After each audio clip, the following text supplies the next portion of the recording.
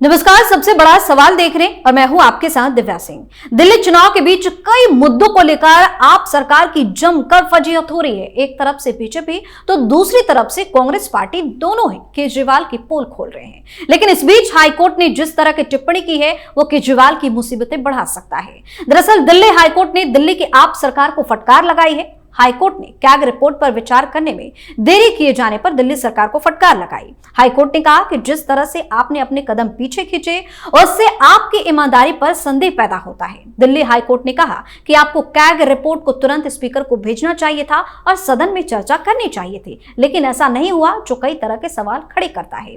वहीं हाईकोर्ट की टिप्पणी के बाद अब बीजेपी केजरीवाल पर और ज्यादा हमलावर हो गई है। ऐसे में सबसे बड़ा सवाल यह है कि जिस तरह चुनाव से ठीक पहले हाईकोर्ट की टिप्पणी सामने आई है, इसका दिल्ली की जनता पर क्या कोई असर होगा? आज इसी पर चर्चा के लिए मेरे साथ स्टूडियो मौजूद हैं कैपिटल टीवी के editor in chief doctor Manish Kumar. Doctor साहब, स्वागत है आपका। धन्यवाद। हाईकोर्ट ने तो टिप्पणी कर दी चुनाव से पहले, क्या कोई असर होगा क्या?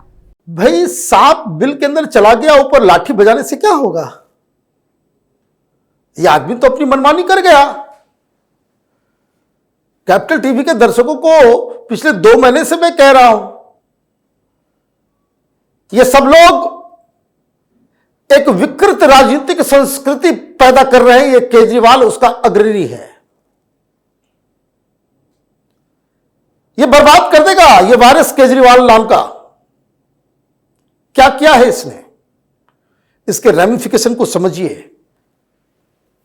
यह आया था हिंदुस्तान की राजनीति को साफ करने, अच्छे लोगों को लेकर के आएंगे, ईमानदार लोगों को लेकर के आएंगे। कितना बड़ा बेईमान निकला ये सिर्फ पैसे का लालची नहीं है, नोट ही नहीं किया, घोटाला ही नहीं किया, इसने पूरा का पूरा पॉलिटिकल कल्चर उसे जो है वो अपने उस 12 लाख के कमोड में बहा दिया। क्या किया है आप समझ रहे हैं? मैं कहता हूं यह आदमी एक बीमारी है हिंदुस्तान की राजनीति के लिए। इसने देश भर के चीफ मिनिस्टर्स को कह दिया कि भाई साहब, घोटाले में जेल भी जाओ, इस्तीफा मत दो। ये सब इंस्टीट्यूशन को मैंने देख लिया। ये सब दंतहीन, विषहीन, निर्वीर इंस्टीट्यूशन है हिंदुस्तान में। चाहे वो सुप्रीम कोर्ट हो, हाई कोर्ट हो, राष्ट्रपति हो, सीएजी हो, लेफ्टिनेंट गवर्नर हो, प्रधानमंत्री हो, कोई कुछ नहीं बिगाड़ेगा। हमने मनमानी कर ली, कोई कुछ बोला नहीं बोला। बाहर हम आ गए, बेल पे आ गए, तब मेरा मन क्या, हमने इस्तीफा दिया। इसने एक नई प्रथा शुरू की है और जिन लोगों ने इसे वोट दिया है उसे ये कभी कभी ग्लानि होनी चाहिए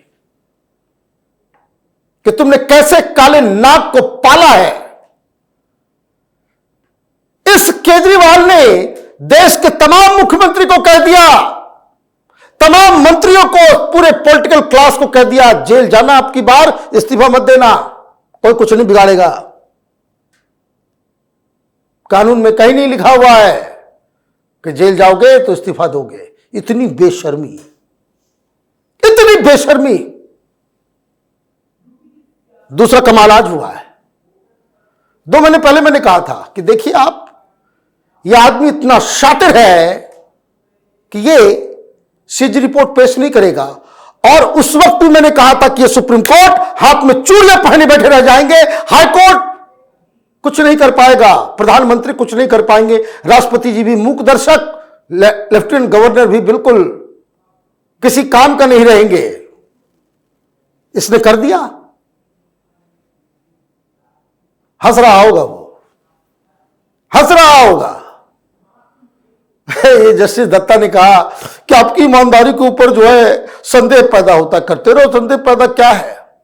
तो आज इसने दूसरी एक लकीर खींची, जितना घोटाला करना है करो, ये सीएजी की रिपोर्ट कुछ नहीं है, उठा करके फाड़ के नाले में फेंक दो, कोई माने मतलब नहीं है इसका। पेश ही मत करो। कौन क्या बिगाड़ लेगा? कौन क्या बिगाड़ लेगा? ये प्रधानमंत्री सिर्फ कहने के लिए 56 इंच है, कोई कुछ नहीं कर सकता। राष्ट्रपति कुछ नहीं बोलेगी, सुप्रीम कोर्ट कुछ नहीं करेगा, हाई कोर्ट बस यही कह दिया टिप्पणी खत्म कर दो, अपना काम तो हो गया। आप ये समझिए कितना बड़ा धूर्त है ये रोज नए नए गंदे कीर्तिमान जो है क्रिएट कर रहा है हिंदुस्तान की राजनीति में। मैं शुरू से कह रहा हूं, इससे बेहतर तो लालू यादव भी करे हैं। कम से कम इतना तो शर्म था कि चार्जशीट होते ही इस्तीफा दे दिया। ये तो तिहाड़ में रह करके इस्तीफा इसने नहीं दिया। और ये सीएजी रिपोर्ट मैं 2 महीने से कह रहा था नहीं करेगा, नहीं हुआ। जनता क्यों बार बार बेवकूफ बन जा रही है? भाई जनता को इसने समझ लिया कि लाल चाहिए दिल्ली की जनता। फ्री का जाल फेंक, फ्री फेंक दो, कोई पॉकेट से थोड़ी जा रहा है। पब्लिक बेवकूफ है, ये जानता है, ये हंसता है। मैं तो जानता हूं इस चीज को। ये प्रेस कॉन्फ्रेंस करके आएगा, भाषण देकर के आएगा, दोस्तों के बीच बैठेगा, अंदर हंसेगा कि आज कैसा मूर्ख बनाया मैंने लोगों को। This is what he does, this is what he does. High court के जज साहब को आज कहना चाहिए था कि तुमने रूल ब्रेक किया है तो हम भी एक रूल ब्रेक कर देते हैं। तुमने पेश नहीं किया, अब तो चुनाव का डिक्लेरेशन हो गया, तो समय खत्म हो गया। एक काम करो, कोर्ट में जमा करो सारे सीएजी रिपोर्ट, ये कोर्ट से ही हम पब्लिक करते हैं। तब इस तरह के जंतुओं का सही ट्रीटमेंट होगा। लेकिन कोई कर नहीं सकता। ये संविधान के लूप होल्स को अच्छी तरीके से समझता है, लोगों की कमजोरियों को अच्छी तरह से समझता है और इसलिए इससे काम करता है। क्या था इसमें जो छुपा रहा था? शराब घोटाले में कहता मुझे जबरदस्ती जेल में डाल दिया, साजिश कर दिया। सीएजी की रिपोर्ट में लिखा गया कि एक तो आपने गलत तरीके से इस नीति को आपने लाया, लेकिन केजरीवाल ने जैसे ही ये घोटाला का भंडाफोड़ हुआ, जांच के आदेश दिए गए, चोर की तरह इसने पॉलिसी को विड्रॉ कर लिया। तो सीएजी ने कहा कि केजरीवाल सरकार ने नई शराब नीति को रद्द करने के फैसले में ना कैबिनेट की मंजूरी ली और ना ही उपराज्यपाल की राय मांगी। नियम तोड़ा इसने। जैसे ही पार्टी चलाता है वैसे सरकार चलाता ही है। शीश महल से आदेश दे दिया भाई इसको विड्रॉ कर लो, फंस जाएंगे सब लोग, जेल चले जाएंगे, चोरी पकड़ी गई है, हम नंगे हो गए। तो ये कानून जो आपने तोड़ा है इसका कौन जवाब देगा? कोई रिस्पॉन्सिबिलिटी है नहीं, कुछ नहीं हो सकता इसका, कोई अकाउंटेबिलिटी, कोई कुछ नहीं। दूसरी चीज इसमें लिखे कोविड प्रबंधन के कारण जनवरी 2022 के लाइसेंस शुल्क के रूप में 144 करोड़ रुपए की छूट रिटेल लाइसेंस धारियों को कैबिनेट की मंजूरी के बिना ही दे दी गई। जो बार बार सवाल उठता है 144 करोड़ रुपए तुमने वापस क्यों कर दिया? ये छूट जो तुमने दे दिया कोविड में, तुमने बिहार यूपी के लोगों को बस में बिठा बिठा करके उनके गांव भेज दिया तुमने। उसके लिए पैसे नहीं थे, मरने के लिए छोड़ दिया बिहार यूपी के लोगों को, पैदल जा रहे थे वो, और अपने दलाल पत्रकारों को तुमने लगा दिया कि देखिए पैदल लोग जा रहे हैं, मोदी सरकार मोदी सरकार। भेजने वाले तुम और नाम बदनाम किया मोदी का, और अंदर खाने क्या कर रहे थे? इस शराब माफियाओं को तुम 144 करोड़ रुपए तुमने गिफ्ट में दे दिया कानून को तोड़ के। जिस भाषण में कहता है ना पाप लिखेगा, पाप लिखने वाले का भी हाथ कांप जाएगा। तुम्हारे ऐसे ऐसे पाप हैं, ऐसे ऐसे पाप, ऐसे ऐसे कुकर्म तुमने किए हैं। आगे जिन वार्ड में शराब खोलने की अनुमति नहीं थी वहां भी शराब की दुकान के लाइसेंस बांटे गए। यह फैसला भी उपराज्यपाल की मंजूरी के बिना लिया गया। यहां भी कानून तोड़ दिया इसने। ये सब सीएजी रिपोर्ट में दिया गया है। ये जो कहता है ना, हमें फंसा दिया गया, हमारे खिलाफ साजिश कर दी गई, हम पे आरोप लग रहे हैं, हम पे आरोप लग रहे हैं। ये देखिए बेईमानी का हाल। डिप्टी चीफ मिनिस्टर जिसे ग्रुप ऑफ मिनिस्टर की अगुवाई कर रहे थे, उसने एक्सपर्ट पैनल के सुझाव को खारिज कर दिया। कोई भी कानून आप बनाते हैं देश में, इसका कानून है कि भाई एक्सपर्ट लोगों से आप राय लें। तो जो जो राय उसने दिया ठीक उल्टा किया इसने, तो कौन जिम्मेदार है? जेल नहीं जाओगे तो क्या होगा? आरती उतारी जाएगी तुम्हारी। कैबिनेट ने नीति की मंजूरी दे दी थी और अहम फैसले पर तब के उपराज्यपाल की मंजूरी भी नहीं ली गई। मतलब आपने उपराज्यपाल को लूप में रखा ही नहीं, और यह जरूरी है। तुम कोई फुल चीफ मिनिस्टर नहीं हो, दिल्ली कोई फुल स्टेट नहीं है। तुम्हारी हैसियत, तुम्हारी ताकत एक मेयर से बस थोड़ा सा ज्यादा है। कोई भी बड़ा फैसला लेना है तो संविधान में लिखा हुआ है कि उपराज्यपाल को आप लूप में लेंगे। उन्होंने मना कर दिया तो फिर नहीं कर सकते। लेकिन जानता है कि भाई कौन क्या कर लेगा, मेरा कौन क्या कर लेगा।